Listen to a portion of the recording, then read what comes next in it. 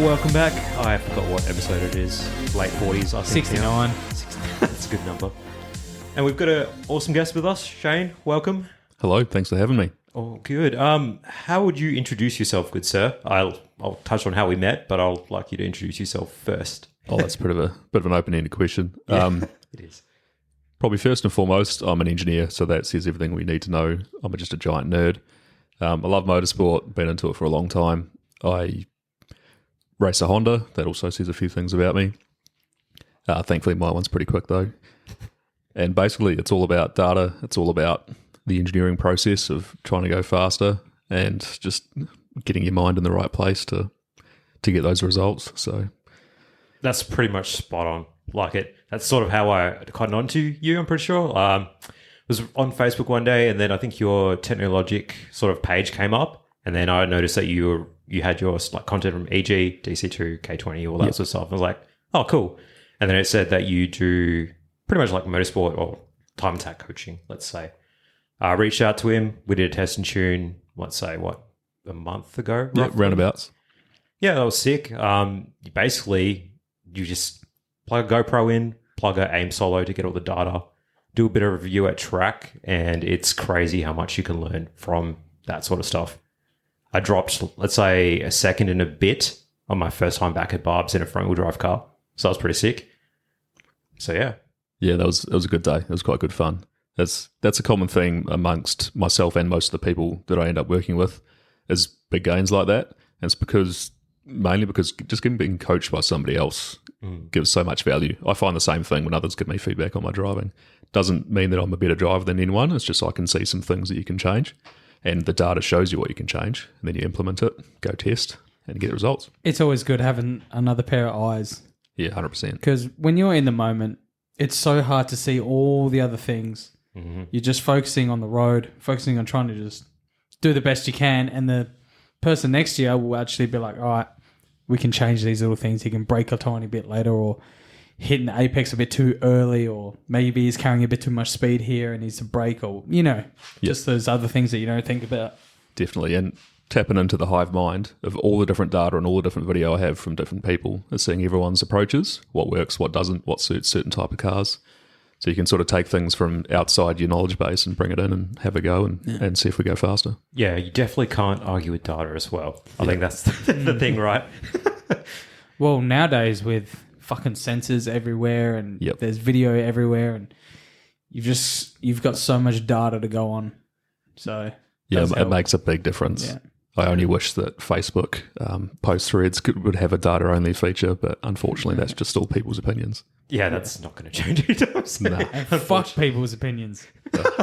Unless you care about them and they have more knowledge than you and you respect them. But hey, they still need to back it up. True, 100%. As soon as you stop caring about other people's opinions, mate, life just gets you live better. a happier life, eh? 100%. Yep. But it takes, 30 years or so to realise that. If you're lucky. Yeah, you got to go through school when you care about people. Then after school, you slowly chip away at the just not giving a fuck thing, Mate, yeah, I agree. But as soon as you drive a Honda, you kind of realise that, people are always going to get bullied. You're going to get bullied.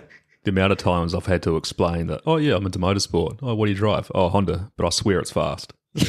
Because when you say Honda, like what pops up in your head first? Like you just think of like an EJ, like one of those really old, slow, beaten up fucking EJ fucking Hondas. Yeah, pretty much. Yeah. Honda with a fart cannon on the back. Yeah. Lowered on some dodgy old tyres. Yeah. That's all it is. Fast and Furious, green neon, black car. Pretty much. That's all you think of. But man, Hondas nowadays, they're a different ballgame. Mm-hmm. They are the cheat code to going fast on track, 100%. I've seen people put less than $15,000 into a car and go do it like a 62 at Wanneroo. That's pretty fucking quick as well. Yep. I wouldn't know. So Justin's more into his drifting and photography off motorsport, I'd say. Yeah, I like going sideways. So burnouts, drags, that sort of thing. Definitely the much more exciting side of motorsport. I'd say it's more exciting from a spectator's perspective. Yep. But man, driving faster on track is still fun as fuck when you're in the car. Oh, it's just definitely. Unfortunately when you're driving like a slower or like a slower timed car, it doesn't look as entertaining from a spectator. Even the fast ones often don't look that entertaining. Or even when Festival of Speed, they were going quick, and I was just like, it's just You don't see the fucking sector times, the 10th split, and all that stuff in F1. Yeah, even when you watch F1, you sort of just Yeah, I get what you mean. Like it's And you just can't tell the difference. Like Extreme did a 51, which is a phenomenal lap. It's man. lap record by over 2 seconds. To the average observer, it still looks the same as a dude doing like a low 60, which is quick. Yeah. But it's like, order of magnitude less impressive to somebody who's sort of more into it. Yeah. But it just looks the same. Yeah, man. There's no smoke, no sideways action. So, but like you said, you got to stop giving a fuck about what other people think. Pretty much, and you just go out and have fun, man. Yeah, I'm in it for me. That's all it is. 100%. So I just go and do my thing, and that's where the reward comes from. That's it. For sure. So we'll rewind a little bit. What got you into cars, my friend? I think about that a bit, actually. When I was a kid, I played Gran Turismo a lot, and I found myself playing around with all the different settings and trying to make stuff go faster. The very first one on PlayStation? Or what would that be? Yeah, probably Gran Turismo 1 or 3 would be it. Yeah, sick. Played a lot with the settings, tried to go faster, didn't go faster most of the time. And then I think I was 12 years old and I bought my first car magazine back in New Zealand. It's called New Zealand Performance Car. Nice. And it was just full of, like, at that time, import drag racing was at its peak. Drifting was just starting to kick off. It was a really cool period. And just got way into it. So super into the JDM side of things, super into drifting, super into time attack. Just went from there. And then being a person who's sort of more inclined to play around with things, ended up becoming a mechanical engineer. And that really helped the equation. So it lets me sort of combine a couple of passions of using my brain and driving and having fun. Nice. It's always good when you can kind of find a hobby or a career in something that you're actually passionate about, I find, because you're more likely to enjoy what you're doing. Yeah, for sure. Yeah, that drive is definitely there and pushing us forward. It's great. Yeah, nice. What do you do for your day job now, if you don't mind me asking?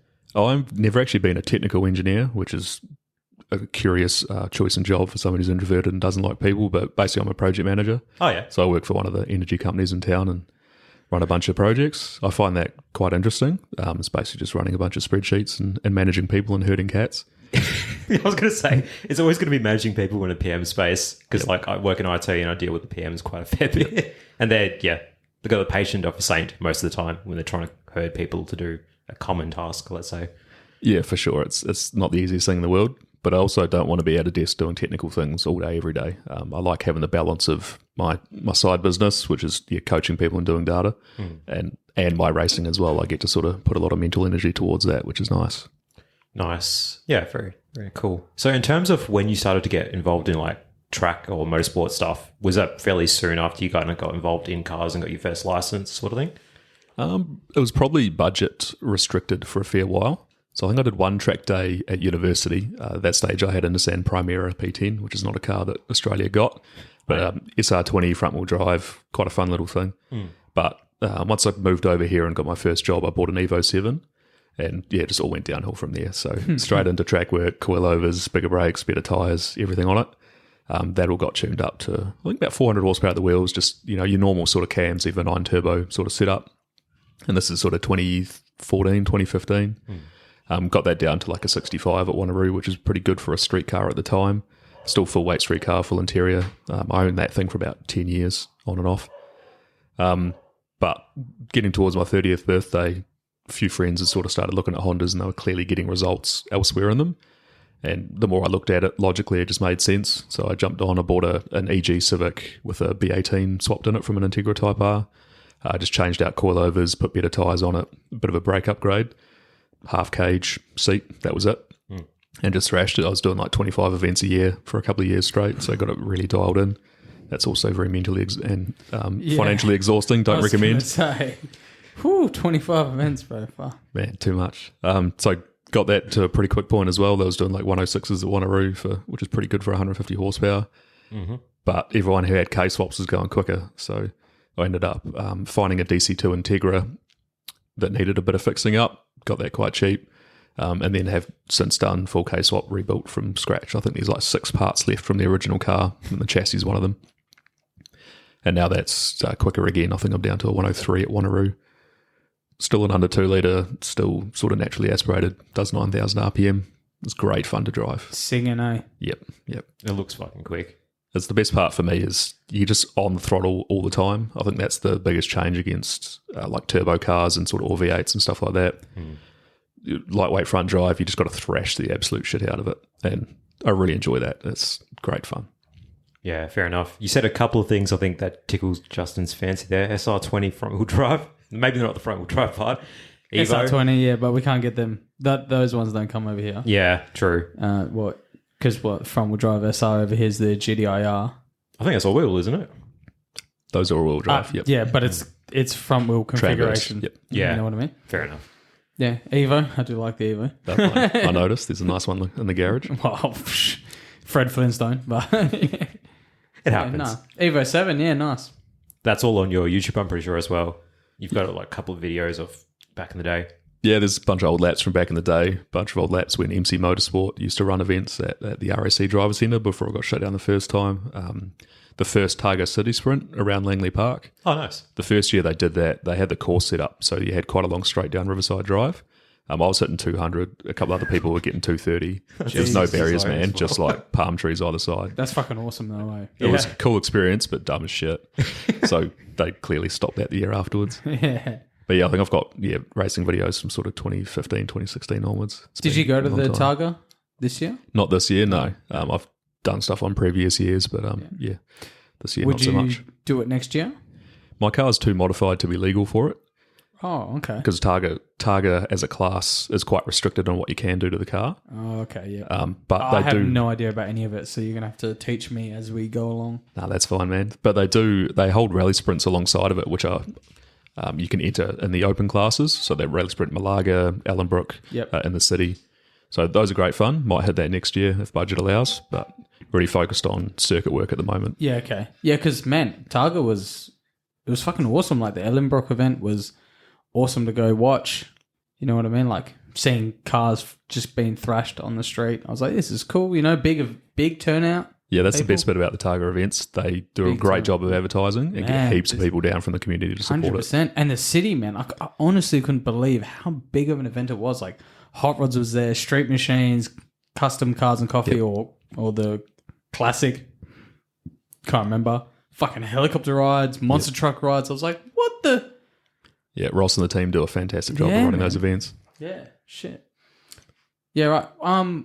What time did you say your Evo 7 got around Barb's? Best I ever did was a 65.0. 65, yeah, okay. So not that quick these days, but good enough. Years ago. And what are you doing now in the Honda? 63.8 I got to on the weekend.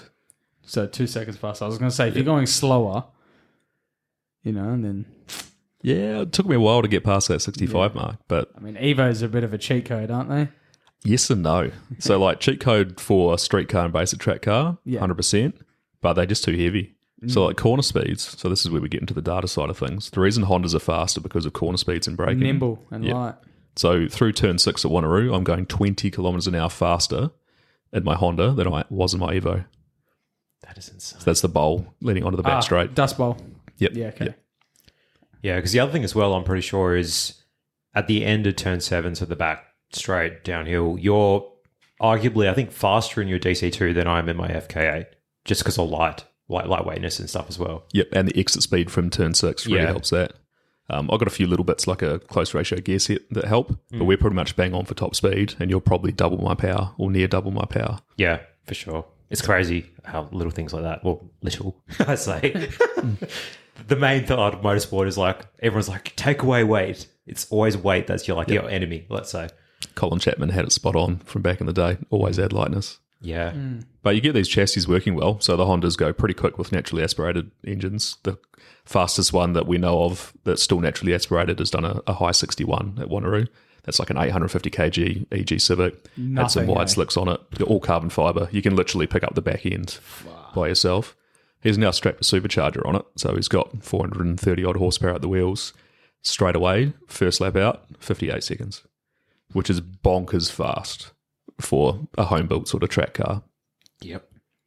So he ended up winning, apart from outside of Extreme and Lane Brandis at the Festival of Speed, Andy ended up winning the overall time attack for the non-pro guys. He ran Saturday, hey? Yep, just on the Saturday.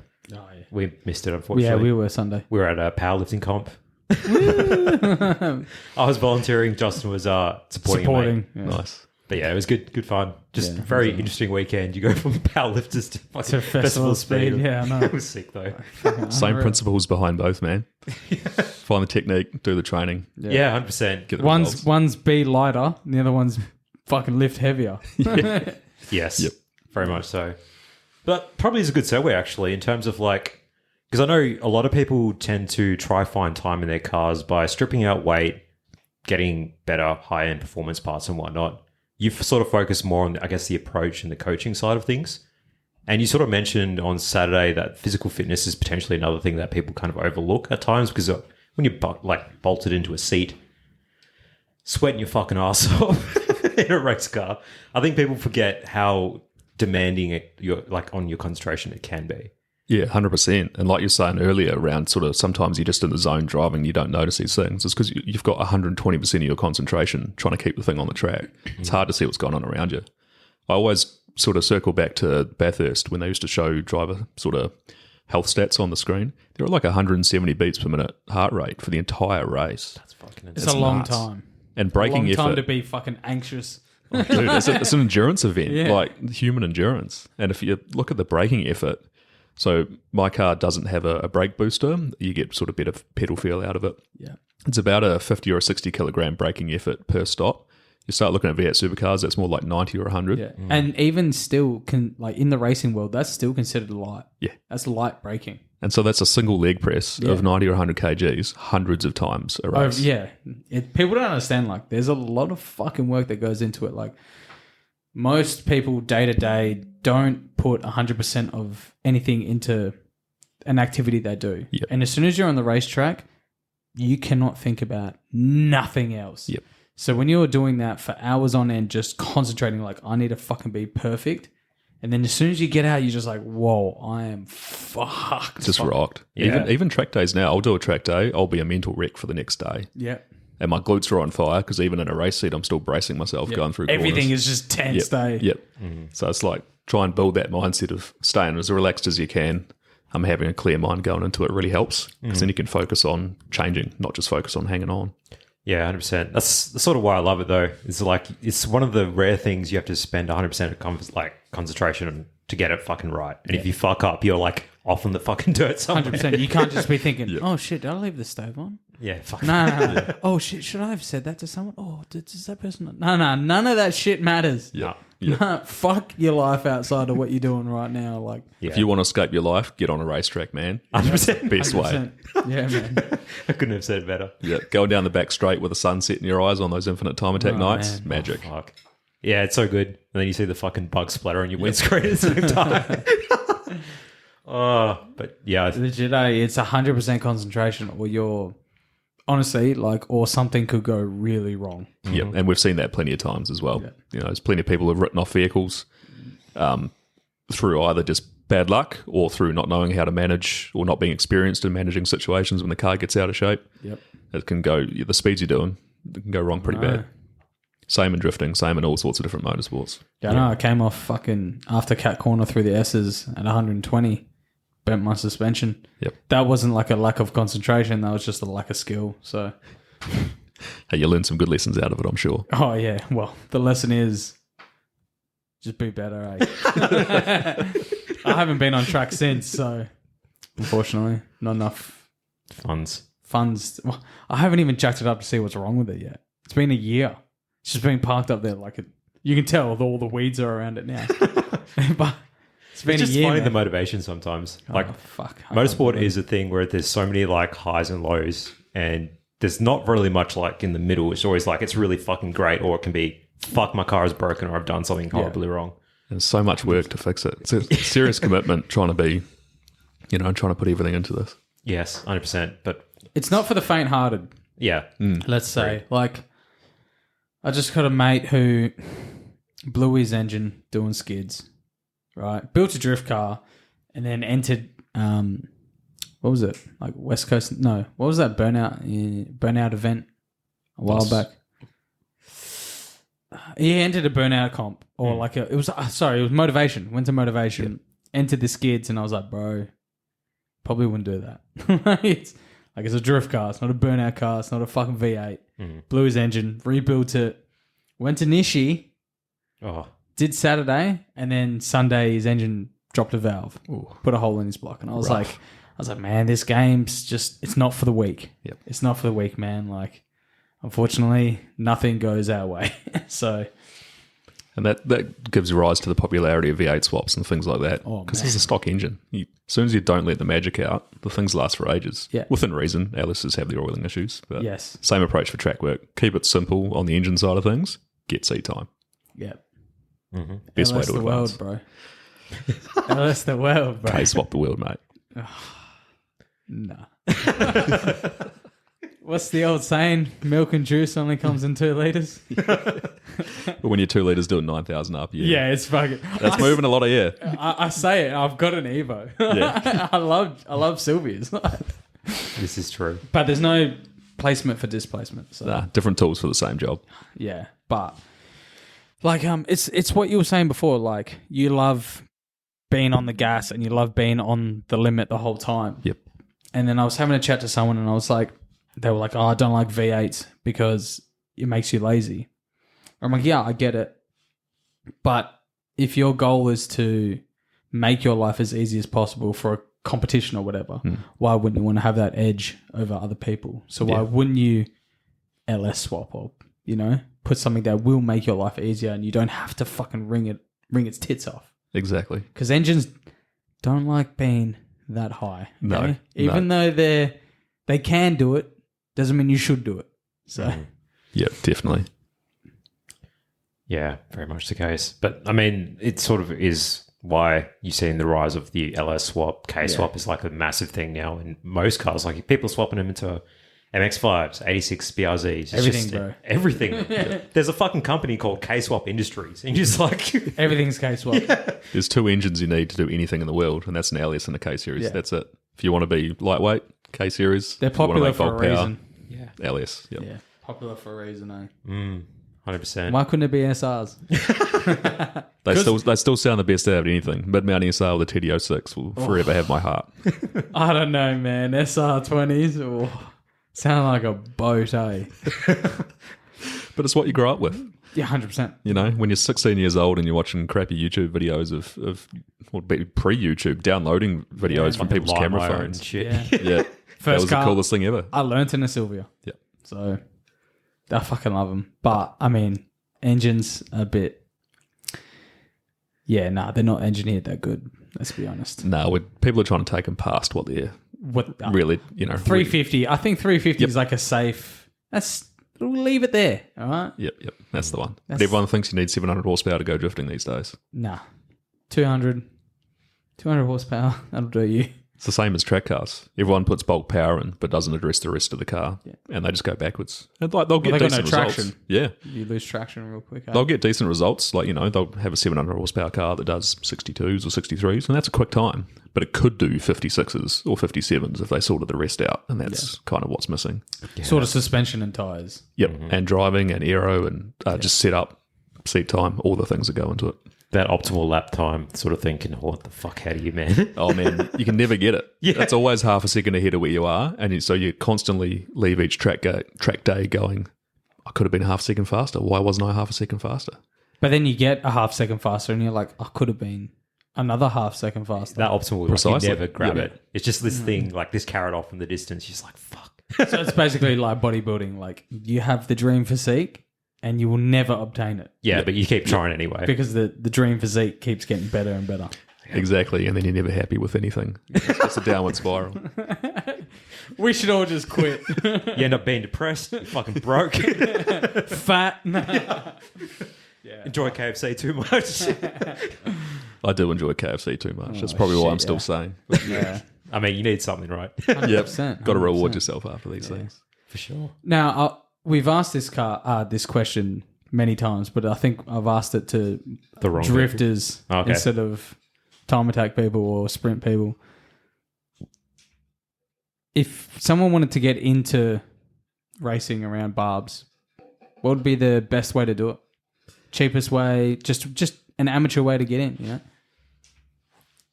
It's a hard question I'll answer this in the lens of I like front-wheel drive cars, and I think they're the greatest way to do it. Yep.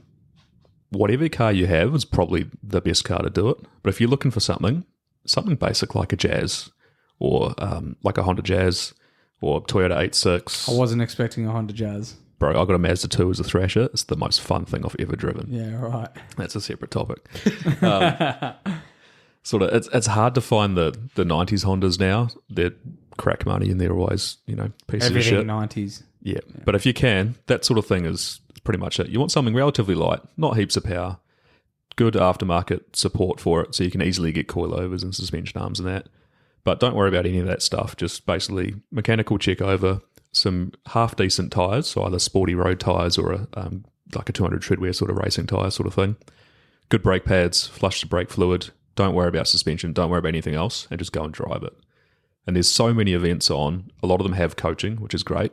And both tracks here, so Wanneroo and Collie, both do come and try days where they have professional instructors that are sort of introducing you to how the track works, what to expect, because it's pretty foreign for most people. So get along to one of those. You don't need a license. You just get a day license and just have a bit of fun. And if you like it, upgrade to that sort of that general speed license or whatever the lowest one is. Grab yourself a car club membership and start going to do tuning days or infinite time attacks or whatever event tickles your fancy.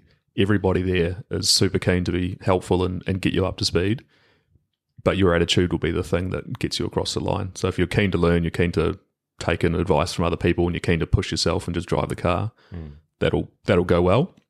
If you're rocking there thinking you're the fastest thing on four wheels, that won't go well. I've seen that happen many a time, especially to people with expensive cars, and it's hilarious. Yeah. But it's just, be open to learning, be a sponge, and just go drive. Just drive. What would be the first mods that you'd do to a car? Tyres and brake pads and brake fluid is it. Next after that would be some sort of suspension. That's an expensive one, so that's harder for a lot of people to stomach. And then sort of ergonomics, so seat, harness, that sort of thing, if you can swing it. Because a lot of people, it's a daily driver, so that doesn't work out too well. Yeah. But the more you can hold yourself in place, the more precise you can be with your inputs. And the feedback from the car is, it's easy to feel that. So that goes through pretty well. Power's last thing on my list. Yeah. Now, I know these aren't F1 cars, but how much does aero play of how much does it impact these cars at these speeds? At the higher level, heaps. Heaps, yeah, okay. Yep. So another thing I do in the background is there's a program called Optimum Lap. It's essentially it's a calculator for cars. You plug in what your car is, you've got a whole bunch of different parameters. You plug in the track and it tells you how fast it's going to go. So you can vary things like power, grip levels, aerodynamics. All the simulations for like a short track like Wanneroo, it's only a minute long.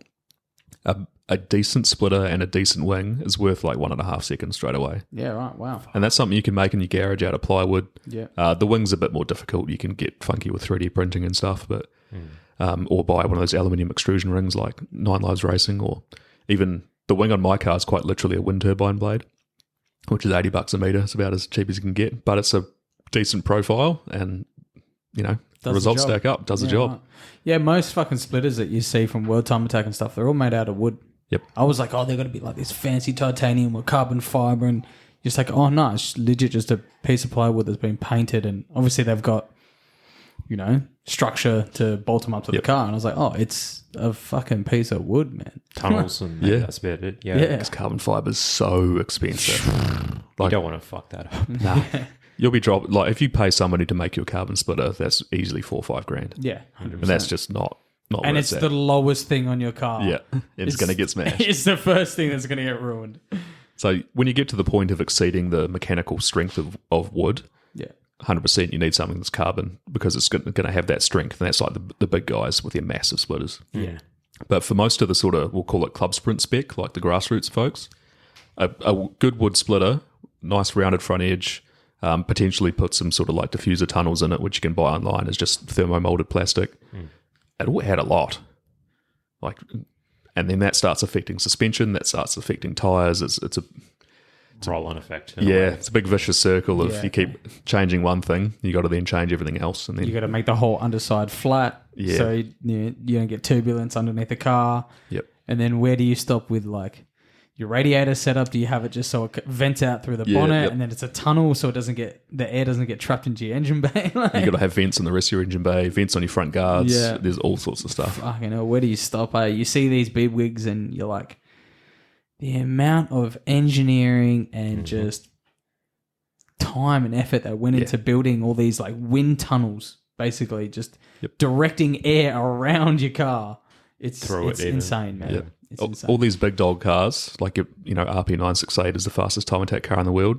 No doubt that thing's got multiple $1 million in it. Oh yeah, they've probably been in wind tunnels and all these shit sensors everywhere. And like that's a pretty grassroots effort from a team. Still a lot of people that are quite highly paid to do what they do. The amount of like you said, analysis time that goes into setting something like that up, it's astronomical. Yeah, because I'm pretty sure I read somewhere there's like an ex-BMW F1 engineer involved in that team or something like that. Sammy Diasnis. Dynamic Aero Solutions, I think his company name is. Yeah. I think it was World Time Attack last year where Andrew Brilliant came out with the fucking fluorescent paint. Kyle Forster's that guy is the name who did that. He's JKF, or Kyle Engineers on YouTube, JKF Aero. He used to work for the Mercedes Formula One team. Oh, nice. They specifically put in the rules after that event, no more fluorescent paint. It was cool though. Ian Baker reckons it ruins the spectacle. It was cool. It was a good way to visualize what's happening on the cars, and it was a great feedback tool for the people that used it. Because with aero, like anything with cars, you can go to the extreme, or you can sort of do a good basic package. There's a lot of great information online. The Facebook group Professional Awesome Technical Forum is actually quite good. There's a lot of really smart people on there that are sharing their ideas. A particular blog, Occam's Racer, he's got some awesome advice for grassroots people. He's got a little wind tunnel report you can buy for $25 US that chronicles a whole bunch of testing that he did in a legitimate wind tunnel. And it's just all grassroots level stuff, like try doing your splitter this way, add some vents here, do this, change this angle here. It's all stuff you can kind of do in your garage for cheap, but actually get some decent results out of it. And that makes aero a lot more accessible for the everyday person, which is quite a good thing. I know Motive DVD, Andrew Hawkins, because he's got his Jet 200 and he does a pretty good job of explaining like aero as well. He's like, this does nothing, do this, don't bother with this, I don't know to what extent, but I mean, there's a lot of information out there, so if you're keen. Yeah, his car's a good approach, and he's got a video explaining a lot of it, like quite a long video, which is great too. Yeah, I think it's like 45 minutes on his aero and because he obviously paid someone who knows what they're doing. Yep, Andrew Brilliant is the guy that he paid. There you go. One of the leaders in the game. Because the other thing with Hawko's car is he gets comments all the time of why don't you put a diffuser on it? Because he's one of the few open class cars that doesn't have a diffuser. And he quite rightly answers in his setup, a diffuser's not going to do fuck all. Yeah. So open class, you can't run a flat floor. And if you don't have a flat floor leading into a diffuser, in most cases, they're almost useless. Yeah, it's very hard to optimize them to get them to work properly. So why bother with that?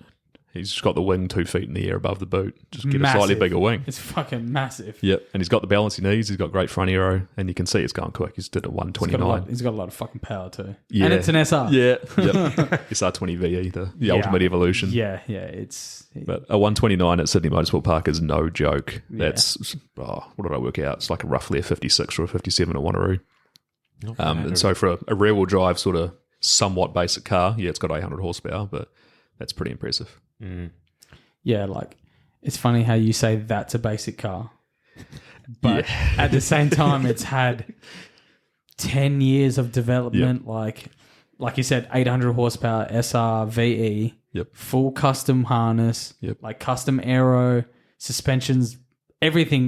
There's nothing on that car that is standard, but yet when you're talking about this sort of motorsports, it's a basic car. Yeah, you would call it homebrew. Yeah, which is hilarious because it's a nuts car. Yeah, but as soon as you compare it to Extreme GTR or RP968, just nuts. Yeah, there's even Mad Mike's fucking Mazda. Yeah. I was looking at the Aero and I was like, this is just a car that you put in a fucking container and just have fun.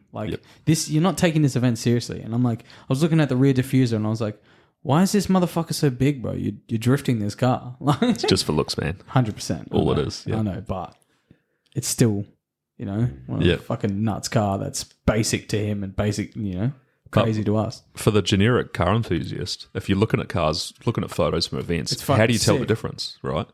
So like them looking at something like that versus Hawko's S14 versus let's say the BYP Red Integra at World Time Attack, which is probably what I would consider the best developed mild aero package, like open class aero package. Can't really tell the difference. They all got splitters, they all got big wings. Yeah. I was like, what works, what doesn't? It's hard to learn from it.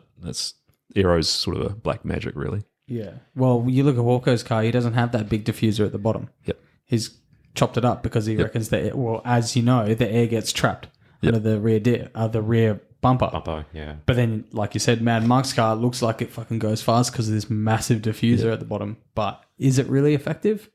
It's probably not doing much. Yeah. But hey, he did a 61 at Wanneroo, and that's actually quite impressive for essentially a drift car. Like he's got the drift knuckles in it, steering geometry's all there, but it's over 1,000 horsepower. I was about to say, 1,400 horsepower. He's got motherfucking slicks in tire blankets, man. Yep. Like as soon as he rolls out, those tires are fucking ready to go. Like, I would have loved to have seen some data for that, but you're never going to get that. Unfortunately, we don't speak Japanese, so his too little crew.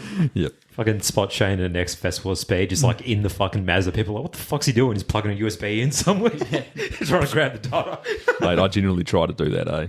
Yeah. A lot of these devices are Wi-Fi, and I'll just walk around the pits and like see who doesn't have a password on it and see if I can work out what car it is. All I've picked up is Excel data. You know Excel, so that doesn't help me much. But hey, they look like they're having fun. So. Oh, they are. Good on them. Yep. 100%, man. Yep. Oh, dude. The one car I missed from World Time Attack is under Suzuki's S15. I really wonder if that's ever going to come back. I hope so, man, because that was like a really underdog kind of sick car. Definitely. And he's evolved so much as well as the car, and that's the coolest thing. He's just a dude. I think he's a pharmacist by background. And now he's, full on carbon fiber fabrication and all the cool shit. That's cool. I've had the pleasure of seeing that twice, I think, at World Time Attack. Nice. And I'd love to be able to do it again. So I've seen it in coverage of the Tsukuba videos that he's been out in the pits with it, but hopefully it's functional. We can get back next year or year after. Because I think at one point he did hold the supercar time attack record before Fire Endo took it. Yes. Yep. Yeah. So it's a quick fucking car. Yep. And his brother as well is into a time attack. He's got he's got RX-7. Yeah. Yep. It's cool. Family affair, hey? Yep. Japan do it. Oh, well, that's a whole different sort of ball game is how Japan do time attack, but you can't deny it's cool. What they do is the way they modify their cars, just the whole thing is just cool. So it's cool watching it. Yeah. Especially when you go to a time attack event in Japan, there's fucking Suzuki Swifts. Yeah. And all this, you're just like, what? But they still having a fucking time of their life. Lightweight front wheel drive, man. That's where it's at. Mm-hmm. Yeah, for sure. So we've talked a lot about Barbagallo. Collie, let's talk about that. That's a pretty, I'd say, good track, about 2 hours out from Perth. I would say it's a little bit beginner friendly compared to Barbagallo or Carco, just because of the speeds you reach at Collie aren't as high. Maybe it's as intense on brakes. I haven't checked or tried long track just yet, but I'm keen to hear your thoughts on it. Yeah, 100%. So Collie has the best vibe of any track I've ever been to. The people that run it, so Anna Farrell and her team there, are awesome. So every time you go to an event, it's just the most relaxing, fun atmosphere. And I'm sure you found the same thing with drifting, sort of attending there before, but they're just great people. And that's half the battle won straight away. So you're relaxed, you're having a good time. There's no pressure, there's no bullshit. The track itself is awesome fun. Even when it was short track, I used to really enjoy it, especially with the bump that they had through turn 1. That used to throw everyone off. But with the long track extension, it's, in my opinion, far more fun than Wanneroo to race on. Kind of a mini corkscrew style thing out the back. A bit of elevation change. It's quite a technical track. So lower average speed for sure. It's a track that can bite pretty bad though. So the walls are fairly close. There's not necessarily effective runoff. It's kind of to gravel rather than sand traps. So if you're doing stupid stuff, it's pretty easy to stick it into the wall. And I've seen probably 4 or 5 cars written off there over various events. And that's just getting out of shape in turn 1, overcorrecting, shooting off and backing into a wall, that sort of thing. I've almost done exactly the same thing. Lost it into turn 3, which is the turn into the short track on a very, very cold day with no heat in the rear tyres. And luckily just grazed the wall with the front of my car. But it just snaps. So Wanneroo, what it has going for is got more runoff. But if you get it wrong at Wanneroo, you're going off at a much higher speed, and that can be bad. Not a good outcome. Not a good outcome. I've seen a lot of cars bin it at fucking Wanneroo. Oh man, I've seen crashes everywhere. Yeah.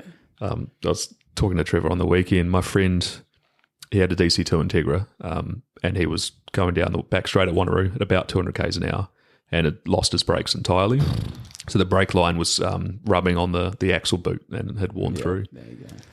That's quite a long sand trap at the end of that straight at Wanneroo.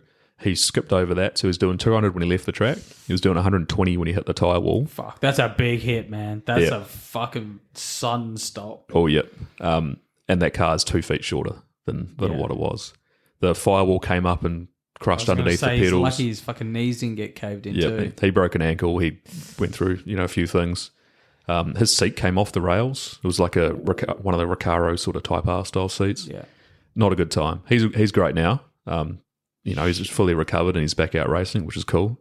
But it's a pretty scary thing to happen, eh? That's a big hit, man. Yep. That's I've been in a few crashes, and that like makes my heart skip a bit. Eh? Yep. Shit. Yeah, because the other thing as well is like turn 7, it goes downhill then uphill as well. So that sand trap isn't just flat. Like it's sort of gradient, so it's meant to slow you down, but obviously when you go on that quick, you just skip over it. Yeah. Yeah. It's scary as fuck. But he was very smart. He picked the longest part of the sand trap because it's shaped a bit like a triangle. Yep. And he was dead straight. He didn't try and turn. So that's... And the situation, he did as best as he possibly could. But still a pretty nasty outcome. Yeah. Because they always warn you, if you're going to go off, try go off straight so you don't Roll. roll effectively. Yeah. Yep. Because I've seen a few drift cars, because obviously they're going sideways. When they hit the gravel or the sand trap sideways, it just flips their car, man. Yeah, you just dig in, away you go. I've seen that happen on track as well. People get a bit sideways and away they go. But, I mean, the sand is also good, like, when you do go in it, but you're not going stupid speeds like that, it'll stop you real fucking fast. Like, I've had to pull my mates out of that sand trap so many times because they come out through cat corner, think they're fucking hot shit, and then boom, straight into the gravel, and they're just like, man, it just stops you straight away. Yep. And then you're finding sand in your car for the next 3 years. It's everywhere. It doesn't go away ever. It's just all in the interior, and you're just like, motherfucker. Oh, man. All through your engine and your spark plugs, all sorts of shit. And weight penalties. Just start it up, fucking give it a rev, mate, blow it out the exhaust. RB life, bro. Yeah. Yeah. But yeah, there's Barbagallo, there's Collie. RAC has recently sort of reopened, but it's not really the same as it was. It's like one corner. Yeah, you watch the really videos and it's just like a little straight, one corner, and that's... They've got that's it. chicanes now as well, so you can't really go too high speed. And they always change the chicanes, so you can never quite compare data between them. Interesting. I have a feeling they're shutting down pretty soon anyway, because I think the third runway is finally coming to fruition for the airport. And that may snooker them. Which is a shame. It's a cool little track. It's where a lot of people got their start. Yeah. I did from there. Yep. Yeah. Especially back in the days of MC Motorsport was such a cool organisation. They did sort of different configurations of the track. We do a few laps and do sort of different back and forth, and ended up being about a 4-minute run. That was really good fun. And it was over in 3 hours, so you'd rock down on a Sunday morning, have your fun, be home by lunchtime. Yeah. No, it's sort of ideal. You don't want to like spend the fucking whole day driving out there. It's like Collie, man. Like, I love the track, and it's, by far and away my favourite place to be. But it's 2.5 hours there, 2.5 hours back, and a full day of driving. And I often do that in a single day. So I'll be leaving my place at 4:45 in the morning, trucking on down, having a full day on the track, and then getting back home. I'm exhausted after that. It's a mega day. Like it's like I'm just going to take Monday off. Yeah, 100%. I've got a 2-day event coming up in November there. Oh, that's 100% that's what I've done. 4-day weekend, bro. Yep. Down on Friday, back on Monday. Yeah, fuck that. But it's worth it. If anybody hasn't been to Collie, 100% recommend it. It's such a cool track. Yeah, it's very similar in Melbourne, because Winton's about 2 hours out from the city, and same with Phillip Island. And it's like the one time I'm so grateful my fucking car is active radar cruise and like heap, because on the drive home you're just like, oh, this is fucking mint. You just can zone out and just relatively stay safe, obviously. But yeah, it's fuck. You're so zen after a track day, man. Oh, you are. Yep. It's just the most awesome thing.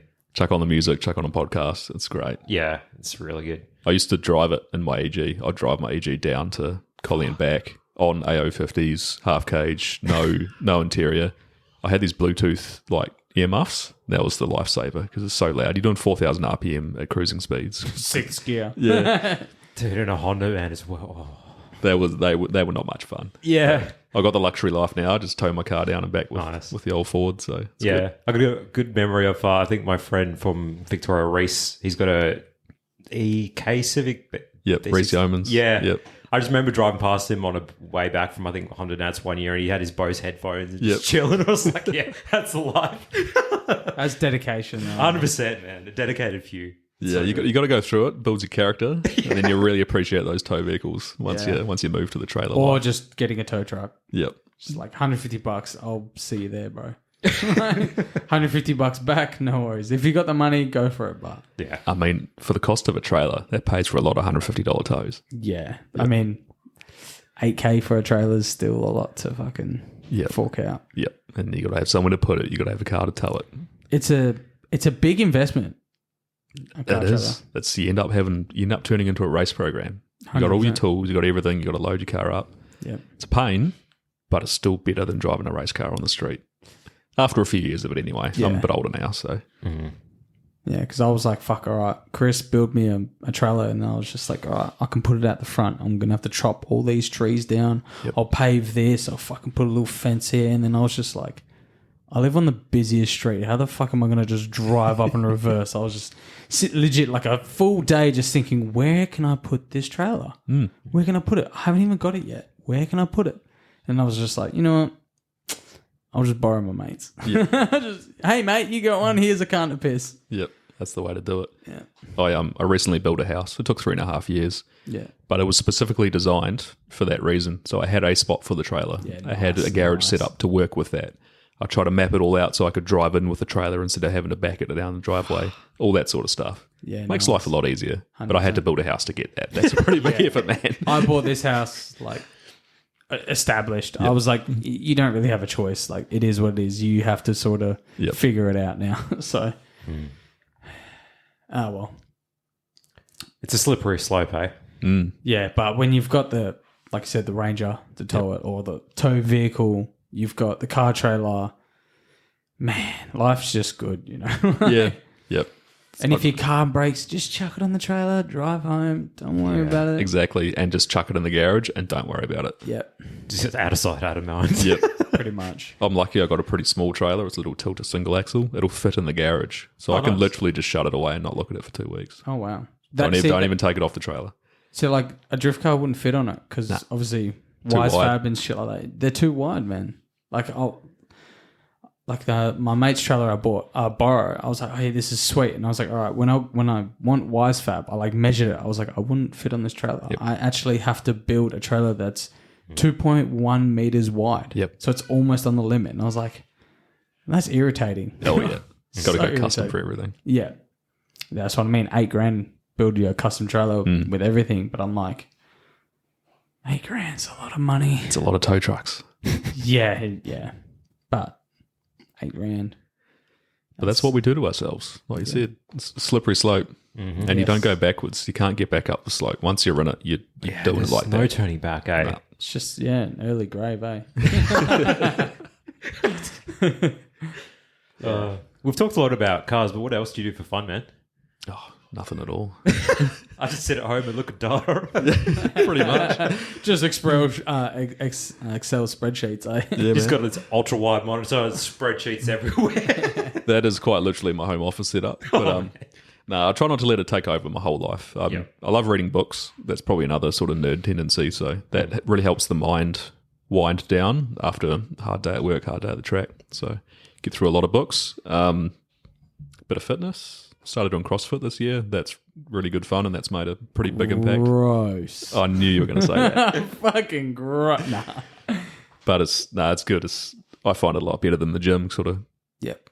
Group effort. Whatever helps. You know what I mean? man. Like if it's CrossFit, bodybuilding, powerlifting, whatever you do, you As long as you to get up your you- arse and move. Yeah, that's what I mean. Whatever gets you going. Yeah. Outside of that, man, I don't know. What sort of books? Like fantasy or? Oh, a lot of science fiction. Yeah. A lot of non-fiction books. Have you ever seen the movie like Moneyball or The Big Short? I've seen them, haven't watched them. Yep. So there's books of those, and he's written a whole long range of books. So stuff like that, really into just finance industry stuff. Just typical nerd, really. Yeah. Okay. Yeah. Outside of that's that, good. be music, Love a bit of drum bass. Yeah, buddy. Yeah. I don't know what else. Food. Just whatever normal people do, I guess. Don't pretend to be normal. I'm trying my hardest to pretend that I'm normal. Fuck being normal. That shit sounds boring. Nah, man, you got to eat. You want to have some sounds. You want to exercise. You want to have a hobby. That's pretty much it. And my hobby happens to be cars. Yeah. It sounds like you've just named the 3 things that you need to keep you alive. Yeah, basically. Food, exercise. If you got to do it, you might as well enjoy it. So Yeah, 100%. turn it into an interest. What's your food of choice? What's your poison? Ooh, Mexican, I reckon. Mexican. Ooh, damn. Yep. Mexican burgers. Sloppy toppy, eh? Oh, just anything fatty. No, Japanese is great. Oh, Yeah. fuck yeah. Yeah, just I don't know, anything, man. It all tastes good. Just food. Yeah. Right. Mm-hmm. Least favorite cuisine. Go. Least favorite. I'm struggling, to be honest. It's all Really? pretty good. Probably just like a standard roast meal. Not Like that a into like it. a pub British food. fucking- Yeah. Yeah. British. British food. Probably a good way to put Baked it. beans, sausage, and potato. Yeah. No, give me some flavour, man. Give me some spices. Give me some sort of okay. veggies with a bit of zing to them. I love the fucking fact that British invaded the world for fucking spices and can't Yeah, I make know. good And they food. can't cook. They for still aren't even shit, there. eh? Legit.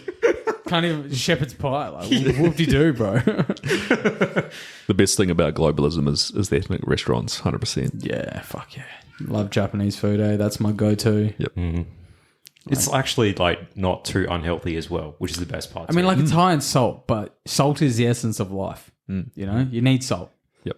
Fucking love Japanese food. You never feel, like, really groggy after. You don't feel like, oh, like you've just had this massive carby meal. You feel good, you know? yeah. Same with Mexican. They just nail it. I don't like Mexican food, eh? What? Yeah, I just don't like Destroys it. your fucking asshole. Yeah, my asshole's already pretty wrecked. So I don't know what I think I'm eating something I'm allergic to, Yeah. but I keep eating it, so I don't care. I'm just going to keep going. Are you one of those people that has like the gene that makes you hate coriander?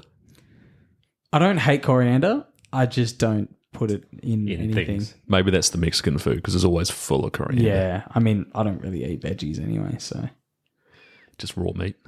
not Doesn't even raw. fucking I cook it. Little carnivore diet. I do put carbs in there. I like carbs, but yeah, no. Just Mexican. I don't know. Like, maybe I haven't been to like a really good Mexican restaurant that's like blown me away. You know, I always feel like I can make nachos better at home because That's fair. You know, it's the same as like pasta. I don't go out to eat Italian because it's never as good as mine or my mum's. So Whereas, yeah, I'm no good at cooking Mexican, so maybe all the restaurants are great. yeah, I mean, Nah, I don't know. To be honest, the stuff you do at home is generally a bit better anyway. Perth doesn't have that many good Mexican spots. yeah. I mean, like, I'm not saying my nachos are good. They're fucking shit. All right, it's legit Doritos with salsa sauce and cheese. it's nothing special, but to me, that's like my This is living Barry. yeah. That's it. If it It's tastes good, just run sour with it. cream. Yeah. That's Yeah. it. Like, I don't know. I'm just not a big fan of Mexican. I don't fucking know why. That's You know? fair. Yeah, I was going to say, do you recommend a particular Mexican place? Or I'm not gonna go. I will. I used to really rate La Cholita in Northbridge, but Okay. last couple of times I've been not as great as I thought it was. I think I put it on a pedestal and it just hasn't lived up to it ever Yeah, since. okay. Honestly, I can't remember the others. Tommy Tacos, I think, is a pretty good place.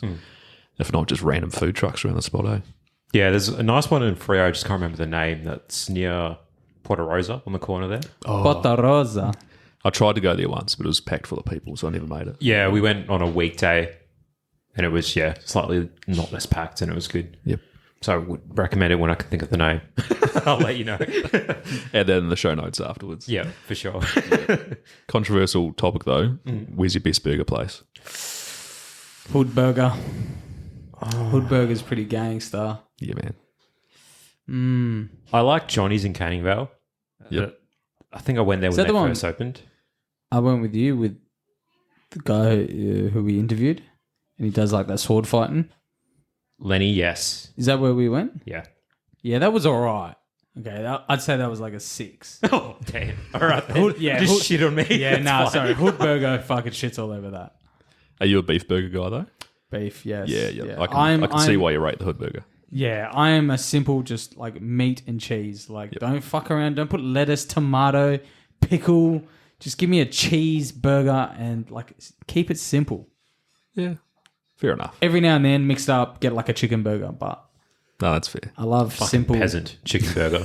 Fucking love man. chicken. I love chicken burgers. It's 100% what I go for every time. Hey man, do you like drinking milk? Oh, you can't, can you? That's right, you're allergic. Oh, Because wonder you're why. a weak dog. You fucking weak cunt. That's what you are. Don't talk to me about food, motherfucker. Nah, it sucks to be you, but It's fine. You get used to it after a while. But do you have a place that, what's your top? I rate Burger Freak in Belmont. They are legit. Freak, eh? Never heard of them. But I will give Bunch it of a go. Kiwi bros running the place. Great vibe. Great Are burgers. they smashed patties or? Yeah, bro. Yeah, Yeah. fuck yeah. If it's not a smash patty, it's not a real burger. Yeah, okay. Burger Freak. Yep. Best Japanese. Oh, shit, that's a hard one.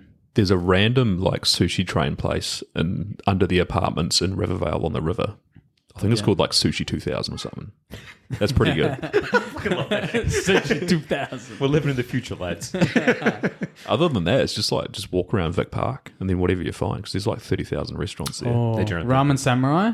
Yeah. It's I'm less into good. ramen, but Oh, I love ramen, man. Fuck. but no, they're good places. Yeah. I try to eat somewhere different every time, so I never sort of.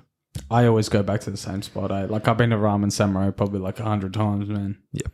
Love that. J Bento is my favorite. Like that's my favorite bento place Yep. in Mount Lawley. Is it Mount Lawley? Yeah. Yeah. I've been there, man. I used to go because I used to work in Melville. I used to go there for lunch, man. Just like drive 10 minutes, go. It's the best. Oh, that's the way. J Bento. Fuck. For But if like- we're talking like teppanyaki, probably like Perth wise, probably Midori in Northbridge. I haven't tried that. I've been meaning to go there. Expensive. $100 a head ish without drinks. Oh, far out. Yeah, man. It's 105 or 110 once you add in the garlic rice. And, you know, and that's the smaller menu, like the first one.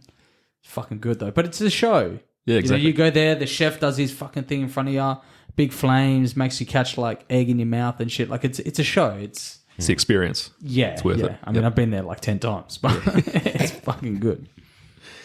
Now, for any folks who work in the city, old Targa's Kitchen is kind of long gone from the original location, but that used to be the shit. Yeah, that was great. Down Shafto Lane, but R.I.P. That's long If you gone like now. burgers, have you been to Alfred's?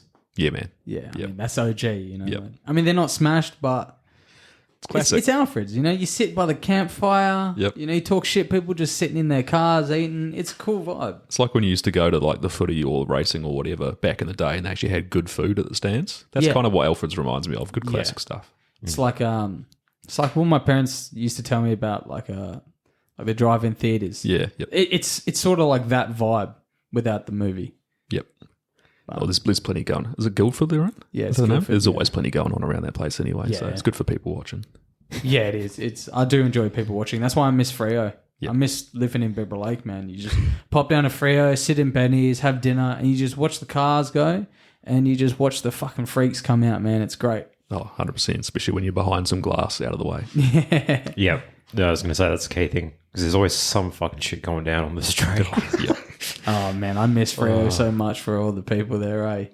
I can do it once every couple of months. I'll do like a city experience, but outside of that, it's too much. I hate the city. Yeah. I hate the city, man. It's just too much. The amount of noise, like the noise pollution, it smells fucking bad. The people, you tense all the time, and you just fucking. I'm not that even in the suburbs. So like long term, I need to go bush somewhere, eh? That's where it's at. Unwind, eh? Just hug a tree. Jump off the hamster wheel, get myself a tiny home and a big shed, Yeah. and just live in the bush. The only time you interact with people is when you need to go fucking do race car things. Oh, yeah. I'll be that grouchy old hermit that just hates the world. But in reality, I'm just loving life because I don't have to talk to anyone. Yeah. I was Perth's good for that though. it doesn't take long to like get out of the city in Perth, which Nah, is it's great. Like, because I was a full city slicker, just like didn't care anything about the hills, and I was like, I want a house on the beach, on the water. You know, like this is me. People like, I don't care being in a concrete jungle, whatever. And then met the missus. They got 22 acres in Gidgee, and now that I'm up there, I'm just like, man, fuck the city, fuck the river, fuck the water, man. I just want to be out here. Just I don't want to see my neighbors, don't want to hear them, You know, just live, see a big paddock, Yep. greenery, That's peace. good. Yeah, Yeah. man. That's the way to do it. Like you said, when you're not in that environment, it's just tense. Yeah, And you get there, just everything relaxes. you're like, oh man, the air just, Yep. everything's fresh. You know, you just, all your troubles go away. Yep. 100%. Yeah. We've got the land for that in fucking Australia, man. People just spread out a bit. Yeah. If you love desert, Australia's the place for you. Yeah. No, we're pretty blessed in Perth, to be honest. Fuck yeah. It was a conscious decision to come here versus like the eastern states cities, and 100% is the right call. You know, like you said, it's so close to get out into the middle of nowhere. Down south is fantastic. It's best scenery, best sort of vibe, and there's still bugger all people. Yeah. And even up north, like it doesn't matter where you sort of go, unless it's like really far east. Yep. Like the east is like, no, it's nothing. But at least if you go north, you've still got the water, you still got like forest and shit. South, there's still shitloads to see and do. So It's a great place. yeah. When did you move to Perth? 2012, Australia Day 2012 was when I arrived. That was straight out of university. A local company here recruited us from New Zealand. There's a group of us that came over. Nice. Left again in 2017. 2017? Yep. Moved to America for 6 months, also with work, and then back to New Zealand for a couple of years, and then sort of decided I really actually miss Perth, so came back in 2019. How was America? Interesting. Yeah. Explain. It's kind of like, it's just like the movies. Like, it's so different to Australia and New Zealand. Like, the houses look different, the cars are different, the scenery is different, the people are different. It was just very, culture shock, but not quite culture What do shock. you mean? So it's like Hollywood. Is his own like Kind of like, you know, you see suburbia in the movies, you see all these houses and stuff. It's just like that. You know, they don't have fences between them. I don't know. It's hard to explain. I hate my neighbours, bro. It was an interesting time. It was just after Trump was voted in the first time. Yeah. I was in the Northeast in Pennsylvania. Very just weird time, you know, culturally for them. And I got to do a bunch of work in some really sort of backwater rural places. And that was great. Those people are salt of the earth. Like, you go into these small town diners and as soon as they hear their accent, like, they've never met anybody from this part of the world before. Yeah, because half of them don't travel. Oh, 100%. They don't even leave their little counties. Yeah, because they think America is and will be the world. Yep. So that was great. So you end up having some great conversations, see some awesome scenery, meet some sort of real good down-to-earth people. But, I don't know if I could live there long term. Yeah. It's culturally, it's quite different. And the scenery is great. I love traveling there, love exploring. Motorsport's pretty strong there as well, obviously. Super strong. There's a lot going on. But, Australia just suits my way of life, I reckon. Yeah, fair enough. Yeah. All I have to say is grid life, man. That is fucking tempting. Oh, it they've looks just great. Done it right. It's just everything for motorsport all in one place. Yep. I mean, you could say the same thing about their drift events as well. Like just one place has like 5 tracks, and you're like, there's like 150 people driving, and you're like, come to Perth, and we're struggling to get top 32. And there's tracks everywhere. Yeah, man. Like everywhere. Because it's the size of it. It's bigger than Australia land-wise, not by much. But it's fully populated. There's just stuff everywhere. Yeah, Shit, it's what's just like California has the more population than the whole of Australia or some shit. Almost twice as much. Yeah, there That you is go. insane. And that's just California. Yeah. I think like the New York City sort of metro area is roughly 20 odd million. That's near on Australia just by And we're itself. 21. I think we're 21 million. I think. We were a little while ago. I think that's 23 or something now. Well, still behind the 8 ball. And you look how big we are. Like, Very spread out. underpopulated here, which is why we love it. But yeah. you ever get the chance to go traveling in America, 100% recommend it. It's such a cool experience. Yeah. But like I say, I'd love to go and see grid life events or some of the other big ones. The problem with America is like, what do you decide to do? North, south, east, west? Like, you know? You can't do all of it. No, you can't. You've got to pick a little corner. That's what I mean. Like, it's a hard one. We'll just do this side. Yep. And then in a couple of years, we'll do the other side, and then we'll do top and Canada and all there, and then we'll do the other side, go down Mexico and shit. So it's too fucking big. It's too much to see. You just drive, for as long as you want. You can understand why people don't leave. There's just so much to do in that. 100%, bro. Like, you want to go see snowy mountains, just drive up to the top, or you want to see fucking desert, go to the middle. You want to see this, there's so much to do and see, man. Like, They got all of it. Yeah, and every state has like different policies. So like one state's like go down Texas, and it's like you want to go hunting guns and shit like that. To go down there, or They're all like many different countries. Yeah. You know, Yeah. It's like a Europe, but kind of condensed into a single country. just with shit people. Nah, for you Americans, it's just a joke, right? That's like what 6% of our listenership or something. Yeah, pretty much. You're a fucking minority here. If they can understand our accents, they're doing well. Yeah, I know. think so. Shit. Yeah. No, but I think was it Gears and Gasoline do a lot of road trip sort of videos in the States, and that's I like. It watching looks that. cool as fuck, man. Yeah, Like they're just driving through. Can you imagine us? Like, yeah, we're going on a road trip, and like 90% of the video is just us driving across the Mullabore. Just like time-lapse there of is another ball. nothing. Yeah. And you're like, we're in Melbourne. Whoop-de-doo. Whoop-de-doo, Basil. And turn around and come back again. Yeah. It's like a 30-minute video of just hyperlapse of us driving in a straight line. Yeah, because I was looking at like how long does it take to drive to Adelaide? Because I was like, the Bend is on my bucket list to go and drive on. Fuck it, it's not. Not worth It's it. 3 days, man. Yeah, it's insane. I'm just like, no. And then fucking Luke and his dad used to do that for I know. SA Drift. Crazy. Every round. I'm just like, what the Yeah, fuck? crazy, bro. That's why I'm like, you guys are nuts. There's Yeah. $1,000 in fuel just to get there. Yep. Like, But, you know- I'm attempting to go to Honda Nationals next year. 4 days drive to get there. just put your car in a fucking truck, get someone else to do it for $1,500, and you get on a flight, bro. Like, it's not worth it. The experience. We'll though. see. It's just not I worth reckon you got to drive it once, Yeah. but once will be enough. it. Yeah. Yep. But I've got friends that have done it 3 or 4 times. If you need a towie, man, just hit me up. I've got someone to do it for you. He's always driving across the Mullabore. You need to get like, let's say, a bunch of people, load up this fucking truck and just have someone drive it. 100%. That's the way to do it. Or you go with like your boys. Everyone's got your own car, but then someone has like a dedicated, like a Ranger or a van that has all the tents and everything in it. So then, and Make like it a thing. excess fuel, spare tires, all the tools, like an actual pit Support car. vehicle. Yeah, support vehicle. That's the one I was going for. Because then your cars are lighter. You don't have to worry so much. And then That'll be the way. that'd be cool. Like have like 6 cars, 1 support vehicle. That'd be sick. I don't know about you guys, but my friend group, it's like the law that you can only ever have 2 or 3 functional vehicles at one time, though. So getting us all together will be the hardest thing. Yeah. That'd be like the whole group has to come together and be like, all right, this Saturday we're going to fix your car. Yeah. Next week we're going to tackle this car. And don't touch it before you go across the Yeah. because it'll break again. Yeah. Just get it running and then get like across. 2030, it's going to happen. Yep. You've got fucking 6 years. Get your Jesus. shit- yeah. Yeah. Hey, that's the cool thing about Australia, I suppose. You can still do that sort of stuff.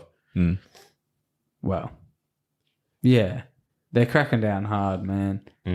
Like it's when obviously we were young, you could do so much dumb shit on the street and it was all good, but now they're cracking down pretty hard and it's understandable.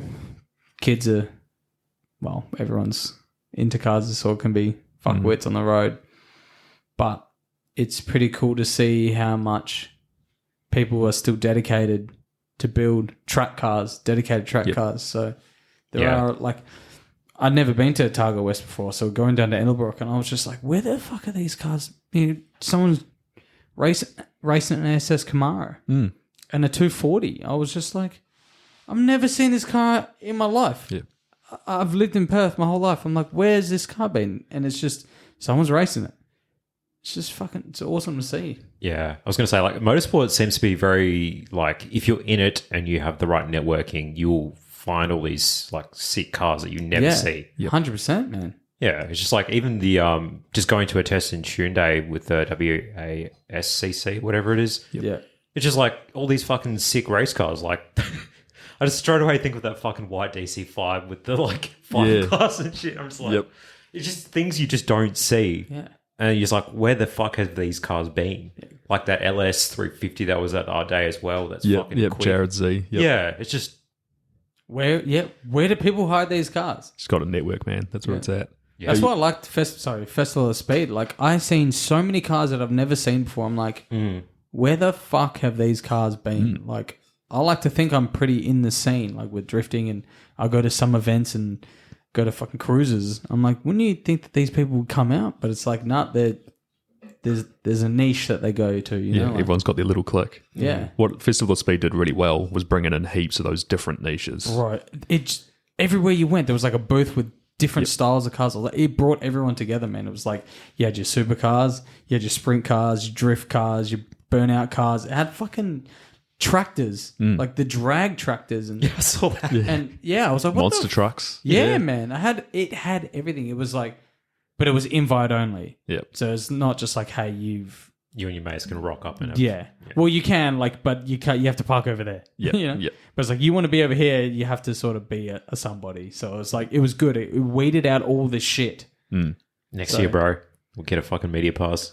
Be like, guess what? We've got a fucking podcast recording hub. Walk around with a microphone, just pretending.